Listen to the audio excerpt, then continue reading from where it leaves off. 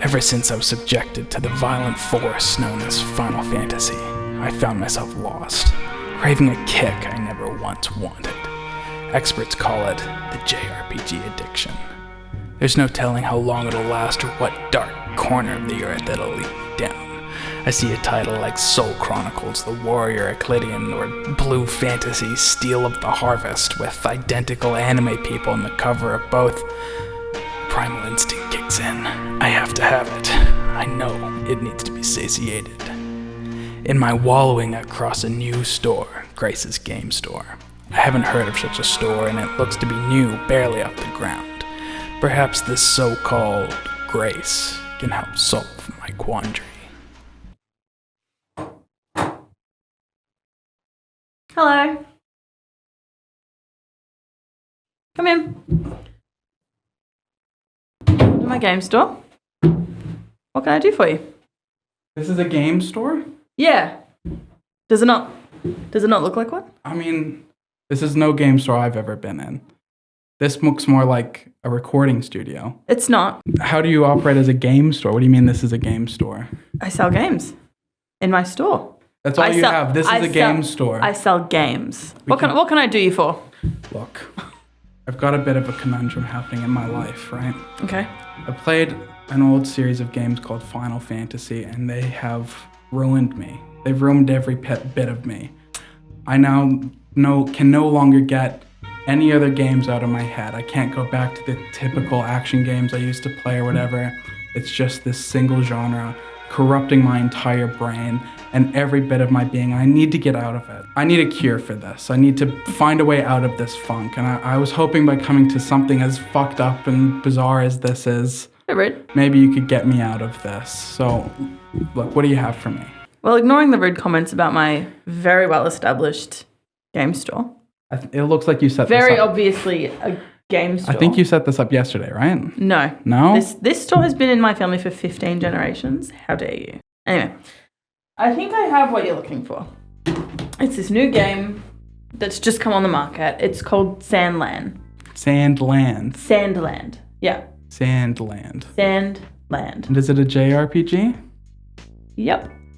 Do you know what a JRPG is? Yep. What is the J in JRPG? What does that stand for? The J in JRPG. I know. RPG obviously stands for role-playing game. Sure, and what's the J? Junior. Junior? It's for children. Oh. And as I can see that you are, sir, a child, I have just a thing for you. It's this new game called Sandland. Would you like to see it? Sure. Hit me with that.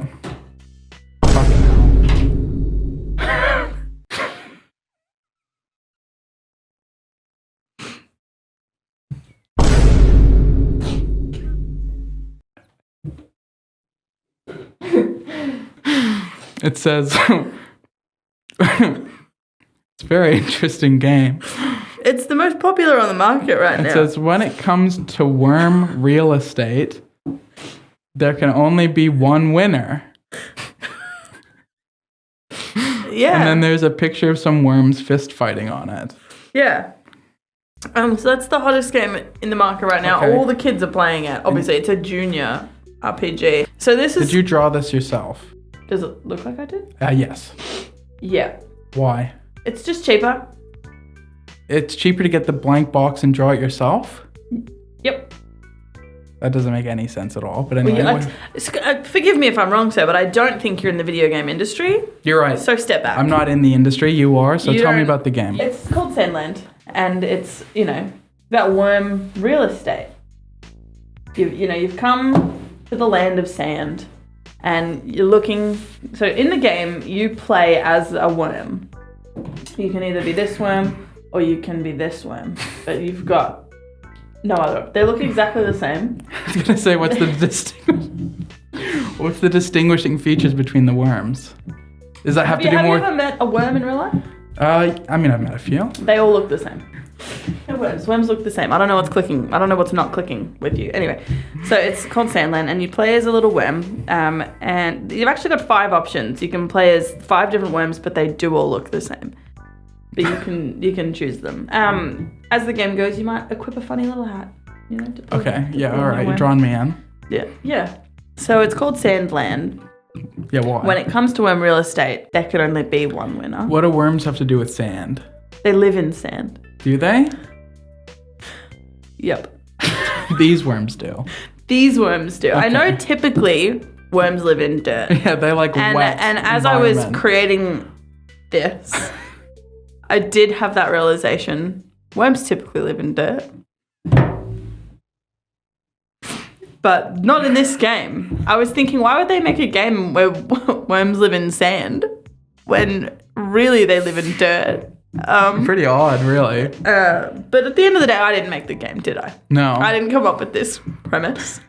No, the game devs did. The game devs Who did. made the game? Company? The worms. The worms. So, in Sandland, you are a little worm, and all you want is to buy some real estate.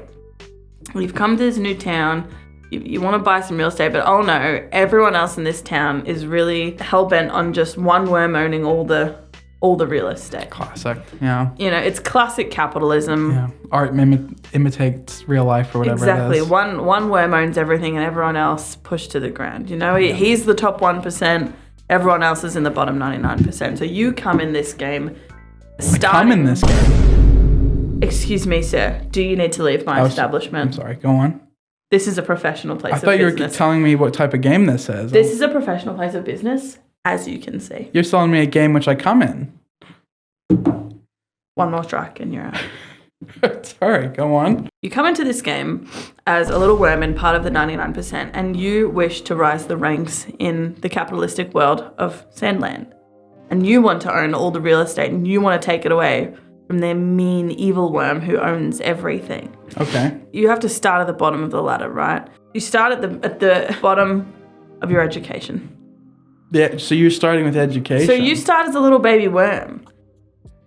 Sure, okay. In the Sandland. Sure, is that, like, describe... So that's the premise, right, of the game. You're a worm, you're trying to go up to become a real estate mogul in the Sandland. Yeah, what's the gameplay? Like, give me a... What kind of buttons do you push and what do they do? So you start in primary school and you do your entire primary school education and then you do all your high school education. It goes pretty quick. I know that sounds lengthy. I mean, you're still giving me premise. I'm talking. I'm asking for the gameplay. Yeah, I'm getting to it. You need to understand first. You haven't listened to me fully explain the premise. You've interrupted me a million times. I don't know why you're here. So you start at the bottom, you go through all of primary school and all of high school. It sounds like a while, but that's about, that bit's only about 10 hours of gameplay. Just that 10 hours? Only. That's classic JRPG, That's classic JRPG. The kids love it. They love it. And then you enter into university, and this is where the game really gets going, because you decide when you get to university that you're going to do a real estate degree, right? You want to become... Obviously, otherwise there's no game. Obviously, there's no game. So you want to become a realtor. You do that. You get your real estate license as a worm, your little worm real estate license. Classic, yep. And then you move to Sandland. Oh, but that's about 15 hours of gameplay as well, getting the real estate. Right, so we're up license. to 25 hours of gameplay. Yeah, before you even get to the Sandland. That's classic That's JRPG. Classic JRPG. Yeah. And then you get to the Sandland, and this is where the game really gets going. You get to Sandland, the intention of, opening your own real estate business and having a booming market and opening and, owning all the real estate. Sure. So you get there and you find, oh no, one man owns all the real estate. This isn't fair. You've already said this is all premise. I'm getting there. I don't need you to get there. Okay. I need you to be there. Tell me what you do in the game. Well, when you're in the school section of the game, you have to do tests. And these are, like, if you've ever played the game, those like brain teaser games that you'd have on your like old Nintendo DS. Classic, yeah. Classic brain training. It's like that. So you got to do, you learn all the theory. They teach. It's basically like actually being in school. You learn a lot. Right, and so you have to pass tests. So you have to pass tests. So you have to listen to your teachers. Yeah. Yeah. That's exactly it. I see. Does what you learn in the early part, does that somehow tie in? In the primary school stage? Yeah, so is it to do with like pricing of houses? You have to understand how we gotta learn math, economy right? works. You gotta learn math. So when it comes to then selling the house, you have to put in the right price range, otherwise people won't buy it. Yeah. And you have to tick people's boxes. You're just trying to appeal to customers, is what you're trying to tell me. Yeah, so there's that side of it where you have to like work out your overheads and then figure out how much money you need to list the house for to make a profit and to make your clients money. Yeah, and you don't want to list the wrong house to the wrong person. Exactly. Right? You gotta get your target audience and your target market. You gotta get that wormy soil. Gotta get that dough, baby. Yeah. It's sand, but is that what you collect in is that the currency? Sand? Is that why it's Sandland? No. It's dollars. AUD. Okay. I don't know what you expected. So you get to Sandland, and you have to work really hard to beat the bad worm and defeat him. And this is when it turns into like a Street Fighter-esque kind of game. It's a JRPG and it's a fighting game. What? It's a bit of everything. Whoa. Bit of Pokemon Stadium kind of action where you fight. You got to choose your. It's turn-based combat. Yep. Which is it? Is it Street Fighter or is it Pokemon Stadium? I need a straight answer. There's elements of both. So sometimes that's the random aspect of it, right? Like the role-playing aspect, like random generated, what's going to happen. You enter into a fight and it's either Street Fighter-esque or it's Pokemon Stadium-esque. You have to be good at both. Yeah, that's this game. This is an all-in-one. I see. Okay. That's why the kids love it. It's an all-in-one. What year did this game come out? 2000. This year. Interesting. So you got to work your way to the top, fight the bad guys, buy all the houses, make your clients money, own all the real estate, be a real estate mogul. Bosh. I see. And you can collect funny hats along the way. That's brilliant. Yeah. I think you've convinced me on this game, to be honest with you. I like the idea that it starts off where you have to listen to school. It's kind of like another game series by your description called Persona. That's another JRPG. I know. Which stands for Junior RPG. Junior role-playing game. Yep. Classic. Yep. Do you get to decorate the houses? No. No. No. Well, no. No part of that. This is purely just. I mean, you can find the houses and you have to sell them as is. No, I mean, there are elements where if you find a house and it needs a bit of sprucing up, you can hire someone to stage the house for you to help you sell it. That is an option. That's in the DLC. So this came out this year. It's already got DLC. No, the DLC's coming. It's not out yet. Oh, it's not out yet. That's in the future DLC. Where you decorate the houses. Yeah. It's called Happy Home Paradise. I don't think it is. Well, I think you've satisfied all my needs for this. So glad. Do you think this will cure my need to play more JRPGs? Absolutely. So after this game, absolutely, no more JRPGs. No, I think you'll be set. This one will take you a while anyway. I mean, if the first tutorial is 25 hours. Yeah. I'm assuming so, right? Yeah. It's not then just 5 hours of shit gameplay after, right? No, not at all. It's about 6. Oh, okay. Well, that sold it for me. Exactly. Extra hour? Brilliant. Thank you. I'm so glad we could be in business. How much does the game cost? It's $149.99. $149. With tax on top. So it's like that's included in the price? No. Oh, so how much is it actually? About $270. $270. That's a bargain. You don't understand this game. All right. Hot on the market, hard to find, and exclusive cover. I'll buy it. Thank you so Where's much, your sir. Squarespace here? on the phone? Beep, beep, beep, beep. Bum, bum, bum. It takes a while. It's a lot of money. Yeah. Beep, beep, beep, doot. All right. Thank you so much, sir. Your receipt is in the case. Brilliant. Thank you so much. Pleasure doing business. Hope to see you soon. My game store. Not podcast studio. Au revoir. Arrivederci. Sayonara. Goodbye.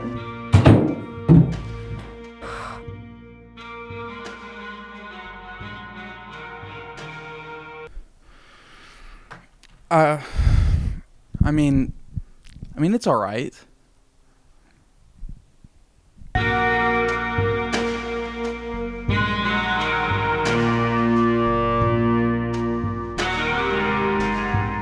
But I mean, look, everything Grace said was a lie. I mean, you don't even get to put on any tiny hat. None of what she said about the game is true. I think maybe it's the only game she had and she hadn't played it, so she made it up, right? I think that's what happened there. Who knows? I mean, ignorance is bliss, right? Anyway, up front, I want to get out of the way a little background on the game, right? Sandland is a game based off the manga series Sandland by Akira Toriyama, the creator of Dragon Ball. I apologize if I didn't pronounce that correctly. The premise of the game roughly is you play as Beelzebub, the demon prince. It's the long and short of it. He is yet to reach his full potential. He's still just a little boy, though I think he's at this point like 100 years old, something like that anyway. He has to go on a little quest with another guy named Rao to try to bring water back to the Sandland. He believes in a mystical spring of water that's been hidden, essentially. He believes he can locate it. That's the base premise, right? What I really want to talk about, I guess, is that when this game was announced, there was kind of like this circle of hype around it. People were very interested in it, and I think it had to do with the fans surrounding the manga. And I think a movie released the year before, something like that. I haven't seen the movie. I'm not going to be talking about it. But as it kind of got closer to release and they showed more and more gameplay details, you see a lot of the hype die down. People were kind of losing interest a little bit, and especially as they're showing the gameplay, and it looks quite stilted and surface level, right? So essentially then the meme became like, oh, can't wait for mid to release, can't wait to play some mid. And that's pretty funny, right? I remained a little bit optimistic about it, and when it came out, I didn't buy it.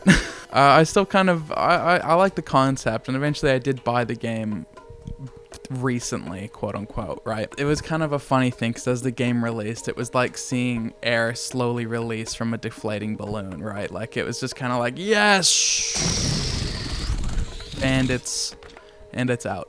No one batted an eye. But what brings me to make a video like this. In 2016, Rock Paper Shotgun released an article titled "In Celebration of Perfectly Average Action Games."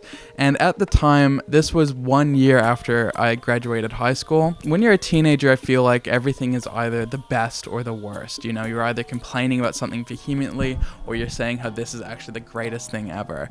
And it took reading an article like this for me to, I think, realize that something being average, that's fine.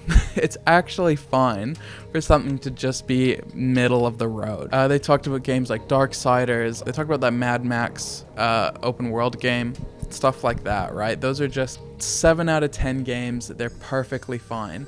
And I find a lot of value in games like that. I think a game being just a solid, safe 7 out of 10 is completely and utterly reasonable. It makes it hard to talk about, and I think that's the reason why these kind of games get left behind a little bit, is because, I mean, what do you have to say about a game that when you play it, you go, yeah, it's all right. Like, you can't talk to your friends about it. Making a review about it feels useless. I guess I find a lot of value in these types of games, and I felt it was worth kind of talking about, right? Sandland is a very average action game. It is a 7 out of 10 down the line. I remember when this article came out, I got very invested in this concept of 7 out of 10. I realized that 7 out of 10 is really average, but then, you know, the discussion becomes, well, no, 5 out of 10 should be average. But my argument is 7 out of 10 is like a positive average, like steak with mashed potatoes, and 5 out of 10 is like a negative average, like leftover steak and mashed potatoes. Now I'll talk about Sandland proper, right? In Sandland, as I said, you play as Beelzebub, the demon prince. He gets approached by Rao, who says, I think there's a mystical spring that'll help bring water to the Sandland. Sandland is a land ravaged with drought. The people have no access to water at all, except for if the government can somehow supply it, which they typically don't. unless somebody like the villagers can afford water from the government. So Rouse believes that there's a hidden water spring somewhere that he can allow to bring water to the sandland. He invites the Prince Beelzebub to come along because he sees his power, and I guess he believes that with humans and demons working together, they can crush some stigmas between the two groups, right? Before it's humans versus demons, but really the demons aren't that bad. They're just like a group of fucking weirdos and freaks. Beelzebub decides to bring along his friend Thief, who is like an old man goblin guy. He just looks like an old man, but they say that he's a demon. I guess he's a demon. I mean, whatever. By saving the sandland, you have to pilot a tank, which you steal from the military. This is the obvious course of action in any save the environment game. Grab a tank, blow up the government. Along the way, you meet a character named Anne. She's got a big necklace on. She's like the thrifty kind of mechanic character. Later on, she serves more as like you bring your tank to her and she fixes it and gives it upgrades, etc., etc. The main gameplay is riding a tank around, blowing stuff up. You get other vehicles. You get like a jump bot that does a big jump and has a grenade launcher and a machine gun. You get a motorbike. You get like this weird car with a fucking mortar on the back of it. You get a different jump bot with a different explosive. You get a hover thing. You get something that hovers, so it could go over to water. It's all pretty sick. I mean, I like this stuff. The greatest aspect, I think, of having multiple vehicles is you don't need to get out of them. You don't like get out to swap over. You just hit a button and it transitions to a different vehicle. This is very Dragon Ball, I feel like, because in Dragon Ball they introduced the weapons, that the vehicles that go into the little pills. Sandland has the exact same thing, like 1-to-1. Which suggests they're in the same universe to me, but I mean, I don't know. I don't want to delve that deep into it. Each of the vehicles you can customize the weapons on, and you can customize what they look like, which is kind of fun. You can change the colors and add stickers and that kind of stuff. I like that. It's always fun to have that kind of aspect. I feel like this game needed that. If it didn't, I mean, what the fuck are we doing? You can also customize the weapons. So with the tank, you can like have it so that the big gun does less damage but shoots faster, has more ammo before needing to be reloaded. You can give, like the same with the machine gun. Machine gun can shoot a lot faster. Sometimes you can add elemental effects like fire or electricity, I feel like. My tactic with the tank specifically is I liked having the really big cannon that when you shoot it, it takes forever to reload. You shoot it once and you have to wait like basically a full minute to shoot it again, but it does a fuckload of damage. And you can add the secondary weapon, which for each of them is typically a machine gun. For the tank, I like the machine gun to have the long range sniper thing, which is the exact same, right? So if you're not doing a lot of damage with the cannon, you're doing a fuckload of damage with the machine gun. That was the aspect I liked, right? It made wrecking enemies feel very satisfying because as soon as they get into range, bang! The accuracy plays a big part, right? You don't just like lock on and shoot, like you have to aim in this game. Sorry to say. But really, I mean, that's as simple as the combat gets. You fight, government people. Sometimes they're just little soldiers on the ground. Sometimes there's other tanks. Sometimes you fight the environment, despite this being like a pro-environment game.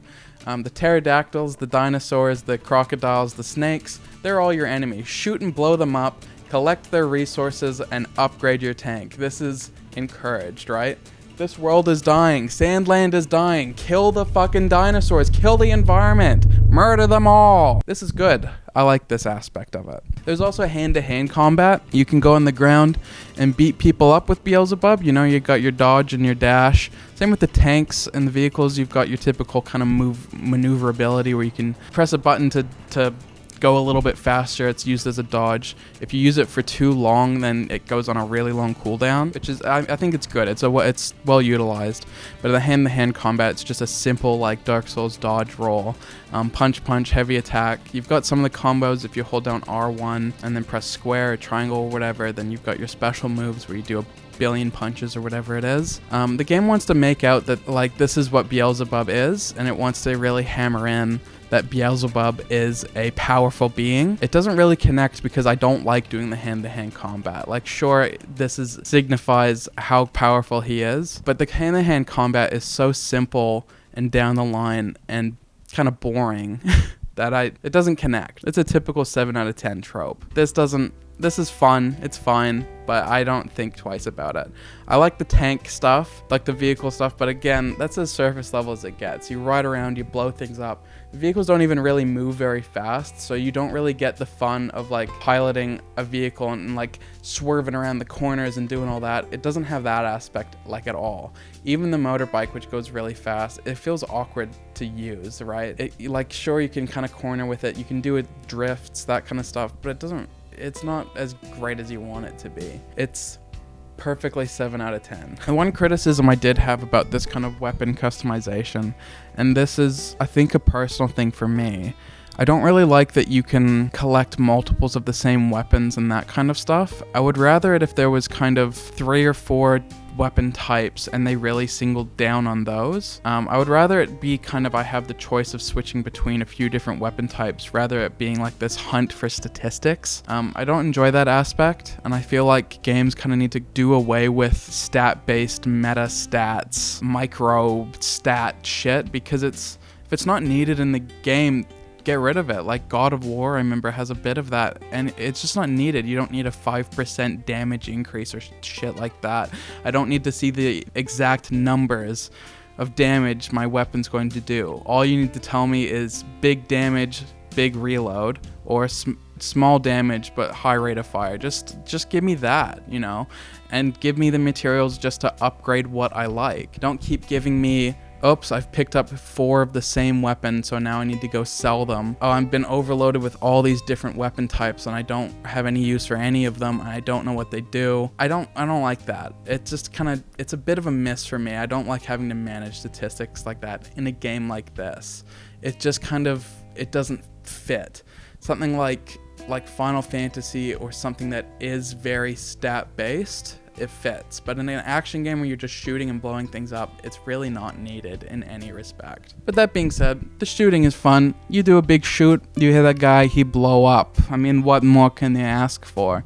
It's satisfying the fact that no one dies. I like that. I know it sounds stupid, you know, and any other gamer wants you shoot somebody and they blow up to smithereens. Like, that is satisfying, I do agree. But I think they found a way to successfully make shooting an enemy that doesn't die quite satisfying. I think it's fun that you shoot somebody in a tank and you can see them jump out of the tank and run away. I really like that. I like that shooting the ground combat people, you either see them run away, like they'll either run away in fear, or, you see them kind of faint. I think that's equally as satisfying for this, because it plays into this very cartoon aesthetic that it's going for. I think that's really fantastic. Instead of just going for the default, you see them lie down dead, they put a bit of effort into the dying animations to make them cartoony and silly. I think that's really cool, I'm fully on board for that. I think the aesthetics of this game are great. It's not a great looking game, but the tone, I think they've absolutely nailed. I feel like it's meant to be a children's game. It has some harder themes that I'll get into later. This is a children's game through and through. It has a very childlike sense of humor. The characters all engage in very childlike activities. And yeah, the enemies are your typical Dragon Ball type villains. They cackle and they laugh and they do stupid things. They don't have any motives that you can I see where he's coming from. There's not really anything like that. It's just kind of cartoon villains. So the game should reflect that, and I feel like it does. In that respect as well, I do think the bosses are really well designed. There's nothing, I didn't beat a boss and think to myself, wow, that was incredible. Holy hell, what a boss fight. There's none of that. There's just kind of, wow, that was good. I never got overly defeated by any of them. I feel like I one-shotted this game, basically. I don't even remember dying, unless it was by accident. Bosses are not hard, but they are pretty fun, They have their move sets, you know how to dodge things, you know how to attack. And I guess the stats element plays a part, because you can just, three-shot the bosses if you're powerful enough, right? I'm the beat up a child.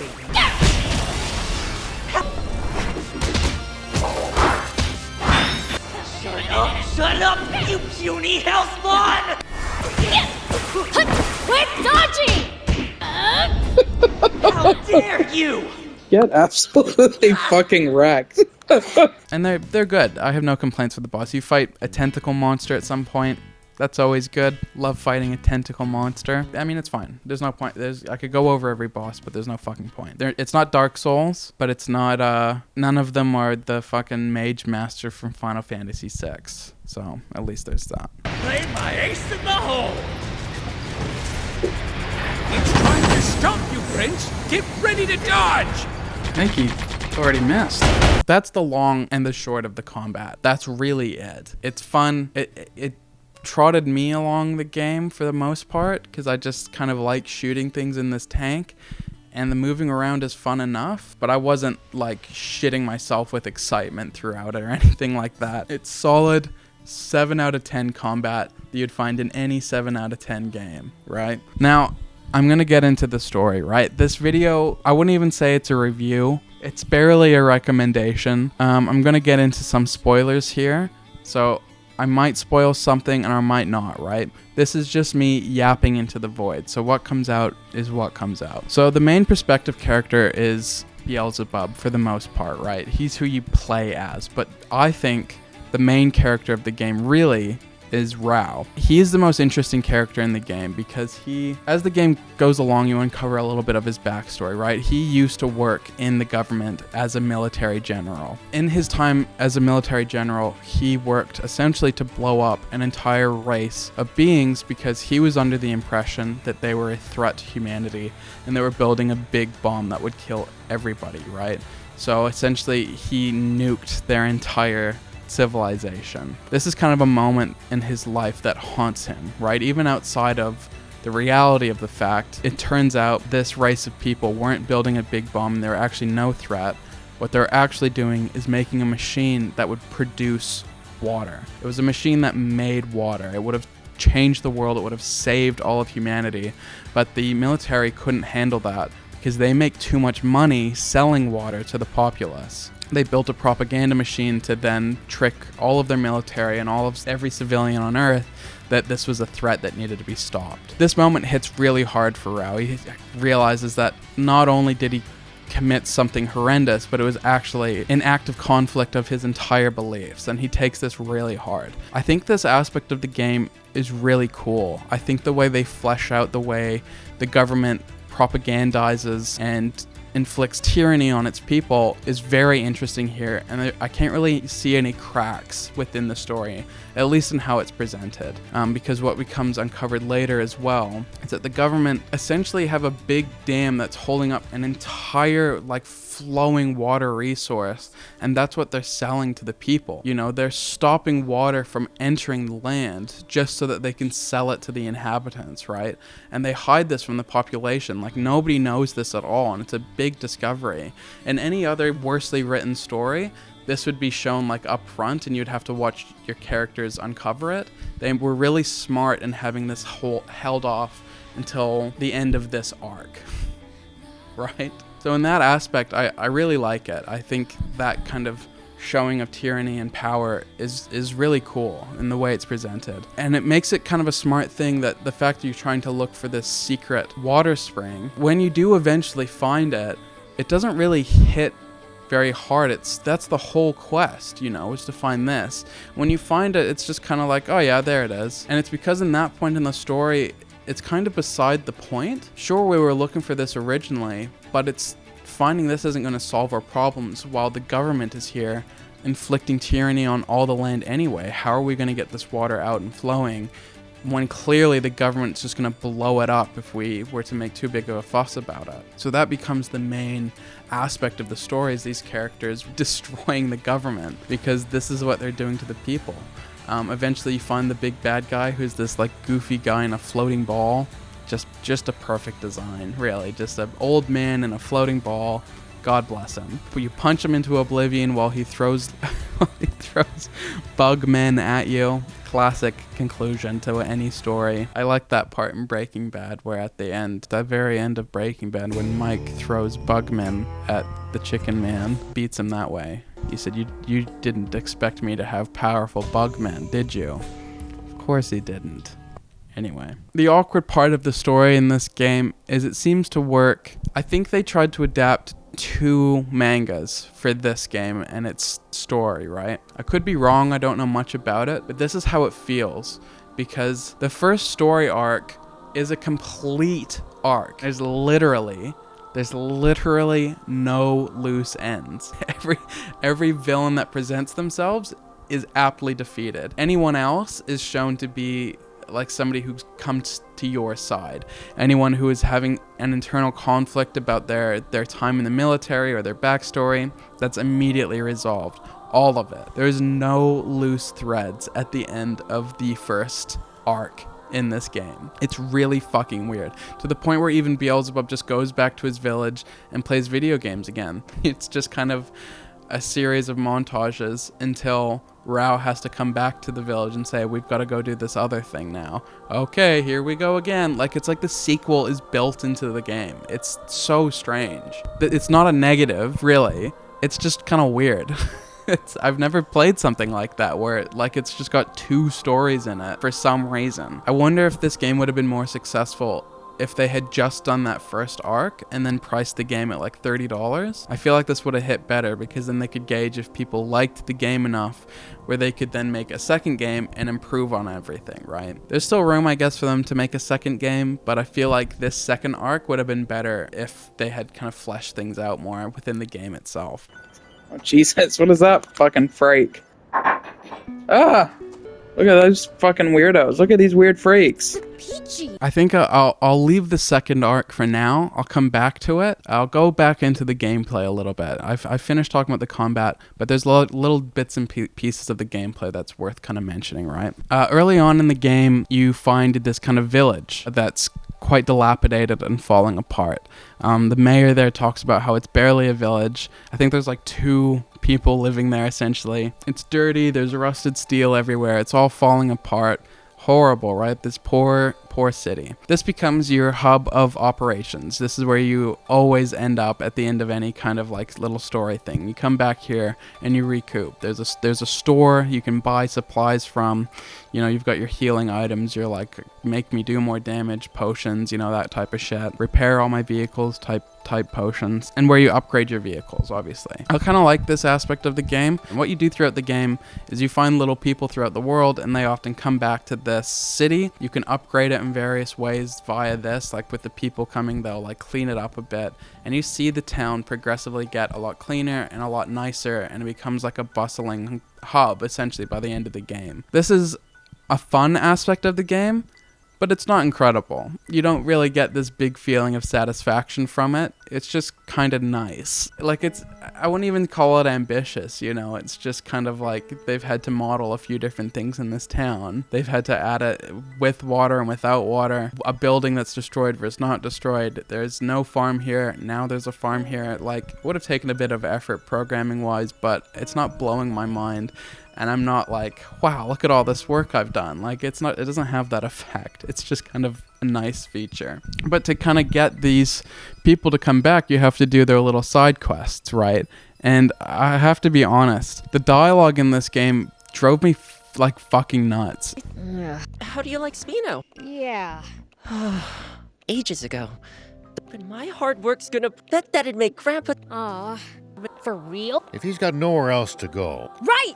You... Spino? It's a town looking... Marvelous! Would they accept? Well, there's so few inhabitants. I bet they'd be... In that case, I'll give it It has that effect from Final Fantasy 16 that I complained about, where the people just fucking yap forever. They're not just going to go, Timmy's down the well, go save him. You have to talk forever about why are you standing here? Is it you look worried? I'm worried because Timmy's in the well. In the well? The well? What well? The well over here. How did he fall in? He fell in because he was looking for a coin. A coin? What kind of coin? How old is Timmy? Who is his dad? If I go in there, what do I get out of it? You know, like fuck. Rao, right? I was considering it, but... What gives? Right? It's frustrating. So, that way, they'll... Sorry. Oh, sorry we gave you the wrong... We'll be happy to have... The others don't know you like... We've never met anyone as... So anyway... And stay... You've got... It might have to wait... I hit a point very, very early on in this game where I'm just skipping through all of it. Like, all of it. I can't I can't deal with that. The characters just, if I missed some deeply hilarious bit of dialogue, I'm so sorry, but I can't. It goes on for so long. The voice acting in this game is great. You know, I'm sad to miss some of the voice acting. I think I'm on the fence about whether Beelzebub's voice suits him correctly. I think maybe it would have been better if he was a bit gruffer. At least that was sort of fun. But I mean, it's fine. It's good. Rao's voice is really great, and I really like Thief. Anne's pretty good as well. You know, it's a decent voice cast. Where are you going? I don't know. My body's just moving by itself. No. Please stop her. Hey! I'll just stand here. Oh, Jesus. You know, it's not fucking The Last of Us, but it's fine. I had to skip all the dialogue because all you're gonna do, you skip every bit of dialogue they say, all of it, and then it's just like, go over here and fight this guy. Go to this place, pick up this item. That's all it ever comes down to at any point. But you have to fucking listen to them yap for fucking ever. It's terrible, man.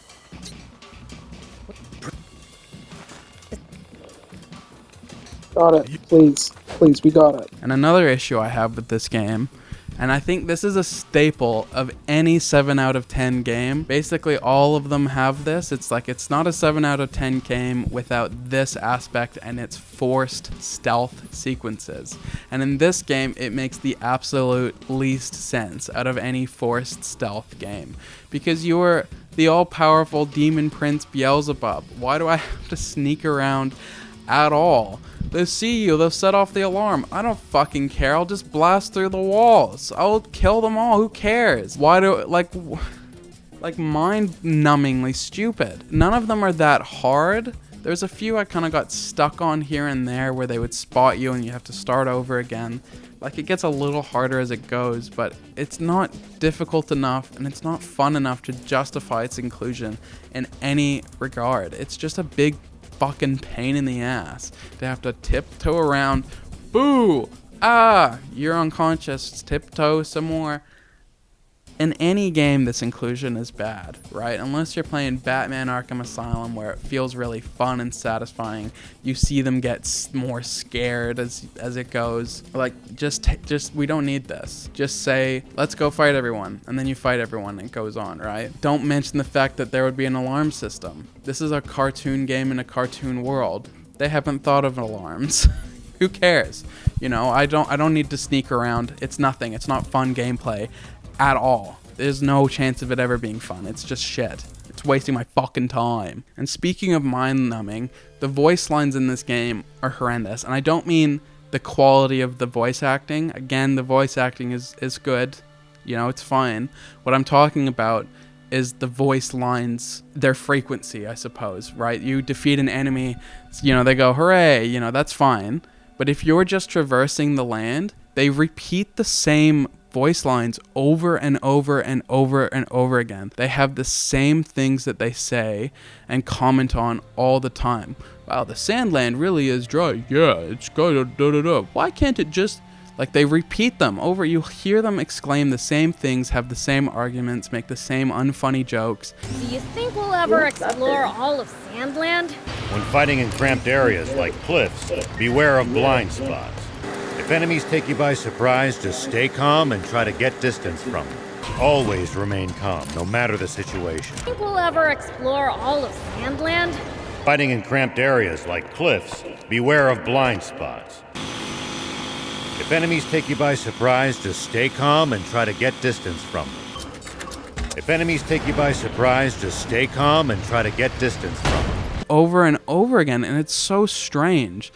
It's like whoever programmed this just left the voice line frequency slider just a little too high because they just say they say it over and over, just as I am now. I feel like it comes down to the fact that the developers felt like just traversing the land in silence would be boring, right? They couldn't have you just kind of go from point A to point B and introspectively think about your enjoyment of the game. No, they had to have the characters constantly talk about the lore or be like, oh, what's the most evil thing you've done? It's steal a comic book. Haha. So, how do demons usually spend their day? Brace for true evil. We do stuff like dig pitfalls where people like to walk. Oh, and Thief even stole someone's comic the other day. Some of my finest work, if I do say so myself. See? Pure evil, right? Yeah, right. And I mean, graphically, I feel like this probably plays a part into why they felt they had to include that. Graphically, this game doesn't look great. It looks good. It doesn't look great. There's moments where sometimes there's some volumetric lighting or something looks particularly well modeled, but I mean, the cell shading aspect here doesn't really add anything, especially given that the environments in the world look quite realistic. The way they've modeled the world and all the foliage and the textures and that, they're coming across a little bit too realistic. It's a bit of a clash with the character models of this like cel-shaded pink boy and little thief man. They just kind of stick out on top of this kind of somewhat realistic looking environment. It's not a great art style here. It probably worked a lot better in the manga and it might have looked phenomenal in the actual movie, but here it just kind of, it doesn't work great. Like, it looks like a game that came out 10 years ago, when in reality it came out last year. It's unfortunate. I feel bad to make this kind of criticism because it looks fine. It looks fine. Father! What? You're still just as clumsy. To be. And you still look like a big potato. All right. So in that regard, let's get back to the story. Arc number 2. Arc 2. There's a guy who's like a robot man. He's really strong and powerful, and he's got a little boy with him who seems to be kind of powerful, I guess. I think they wanted nuclear power. They kidnap Anne at one point, but then you get her back. Look, there's not a lot to say about Arc 2. I know I said all this stuff about the first arc and how it's got all these themes of tyranny and propaganda and like all this, but I'm sorry to say Arc 2 is not the same vibe at all. If they had brought something as equally interesting, I think this game would have been brought up to an 8.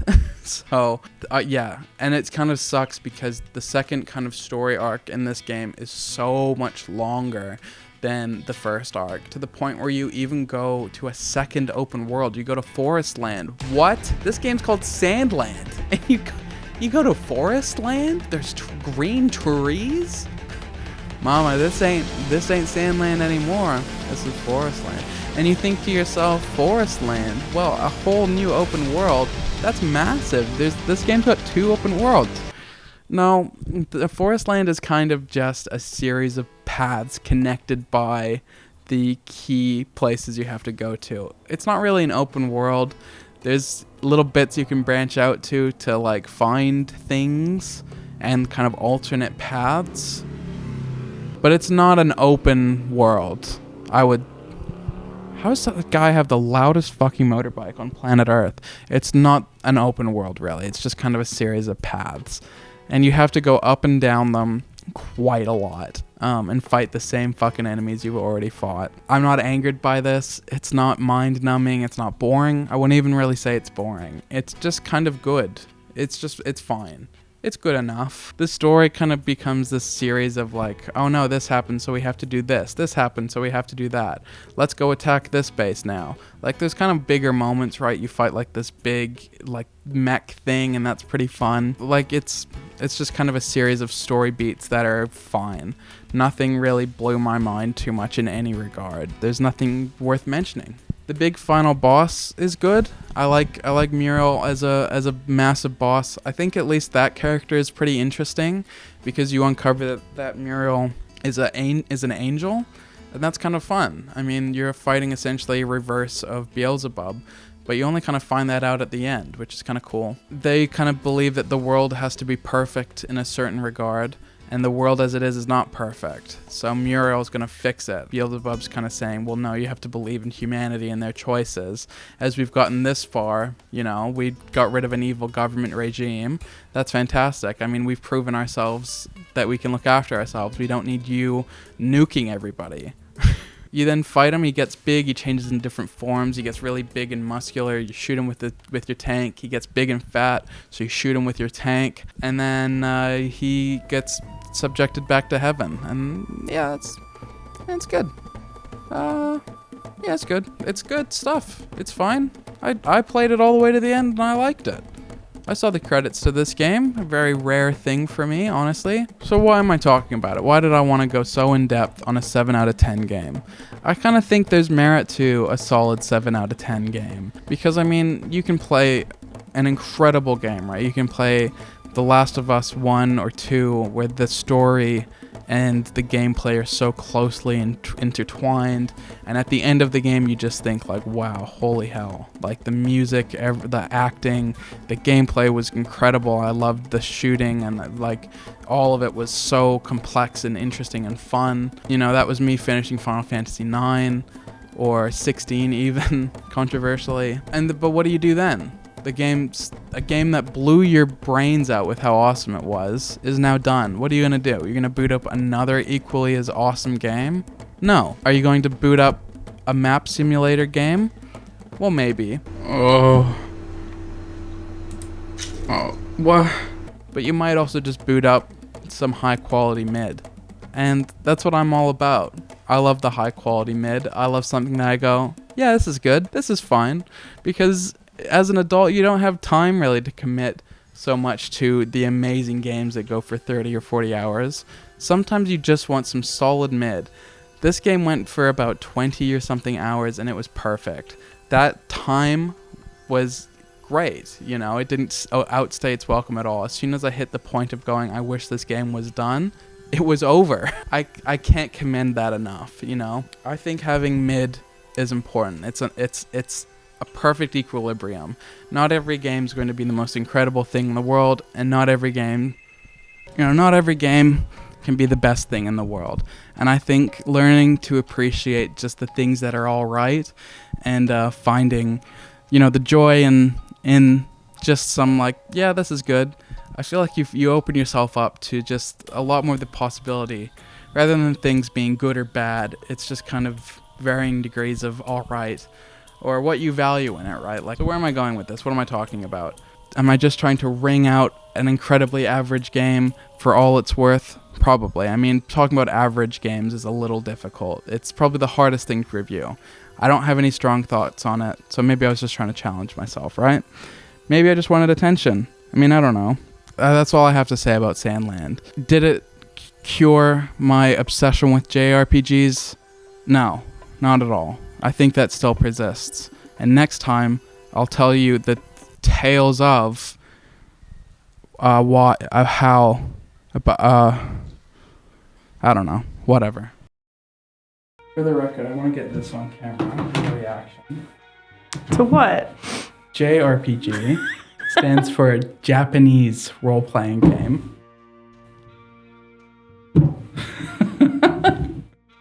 And to be honest with you, the whole part of saying it's got 25 hours of tutorial, a lot of them actually are like that. Oh, really? Yeah. That's really funny. Yeah. What do you think of my cover? I think it's brilliant.